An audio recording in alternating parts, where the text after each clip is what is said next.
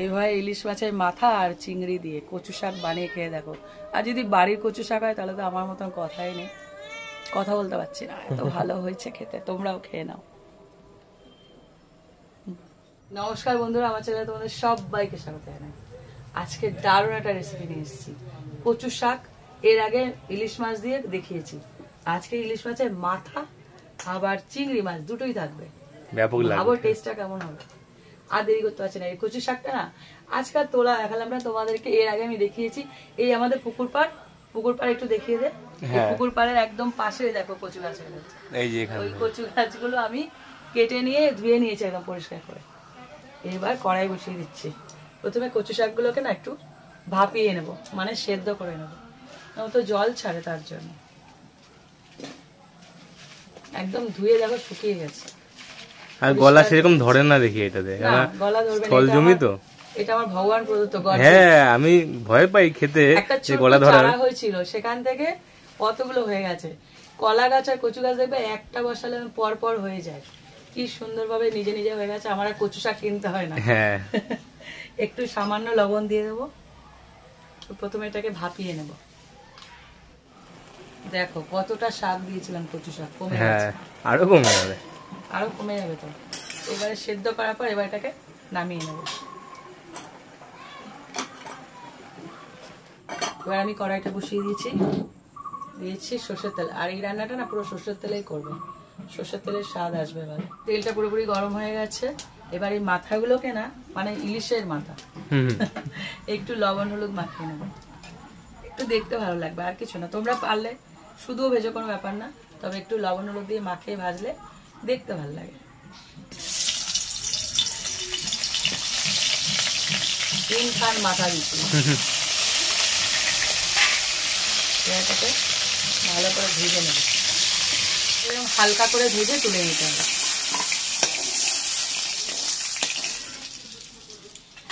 এইবার এর মধ্যে দিয়ে দিচ্ছি আর একটু তেল।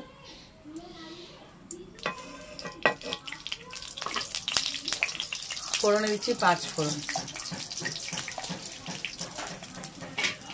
একটা তেজপাতা আর গোটা গরম মশলা, দারচিনি, ছোট এলাচ আর তেজপাতা। দিয়েছি চিংড়ি মাছটাকে,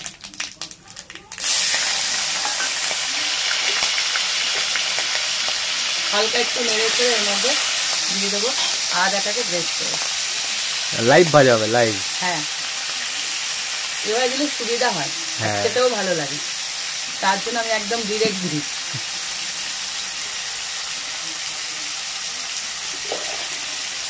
দিয়ে দিচ্ছি পেঁয়াজ কুচি। পেঁয়াজ 2 খানা বড় সাইজের পেঁয়াজ নিয়েছি, একটু বেশি পরিমাণে পেঁয়াজ দিতে হবে। আর দিয়েছি কাঁচা লঙ্কা চেরা।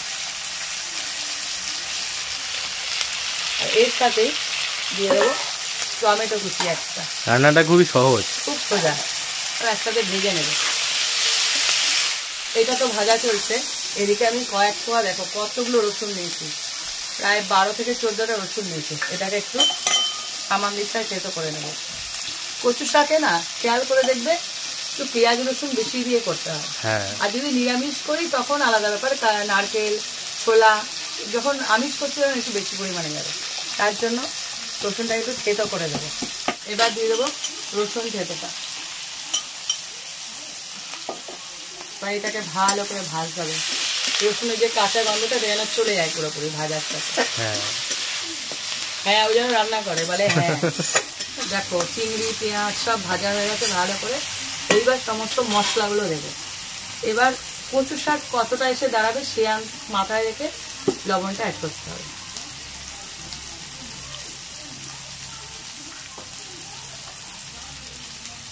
হলুদ গুঁড়ো,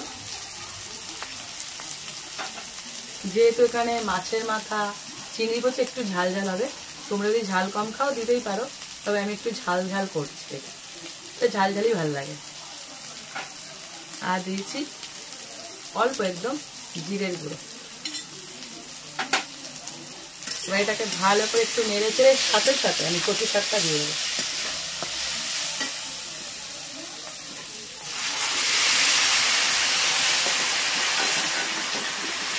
আজকে কচু শাক যা খেতে হবে না। অনেকটা ভাতই মনে হয় রান্না করতে হবে আজকে আমার। দেখো এই একটা রান্না যেটায় জলই দরকার হয় না, কতটা জল বেরিয়েছিল। এবার দেখো অনেকটা মজে এসেছে সমস্ত মশলার সাথে।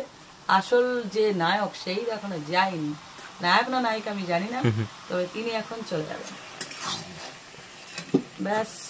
ইলিশ হচ্ছে নায়িকা। নায়িকা না, ঠিক বলেছিস। নায়কের আবার কি সুন্দর, নায়িকা যদি সব সুন্দর। এইবার এইটাকে হালকা হালকা করে ভেঙে দেবে, পুরো ভেঙে ঘেটে দিও না। ওই যে নাকটা ওটা আমার চাই, ওটা ভেঙে গেলে আমি কান্নাকাটি জুড়ে দেবো। যারা ইলিশ ভালোবাসে তারা জানে, আর যারা ভালোবাসে তাদের বলে কোনো লাভ নেই। এ দেখো এই পাশটা ভাঙবে, কিন্তু নাকের দিকটা ভাঙবে না। নাকের দিকটা যেন অবশিষ্ট থাকে, ও যা স্বাদ বেরোনোর স্বাদ বেরিয়ে যাবে। যখন পাতে পড়বে কচি শাকের সঙ্গে নাকটাও খেয়ে নেবে। এবার আস্তে আস্তে মজে যাক, আরো কমে যাবে। এমনি তো কমে গেছে, আরো কমে যাবে। দেখো কতটুকু হয়ে গেছে, আমি নেড়েই যাচ্ছি। আর এই যে ইলিশের নাক কিন্তু আমি ভাঙিনি, এটা আমার চাই চাই। তোমরা যারা মাথা খেতে ভালোবাসো না ইলিশের, তারা বুঝতে পারবে ব্যাপারটা।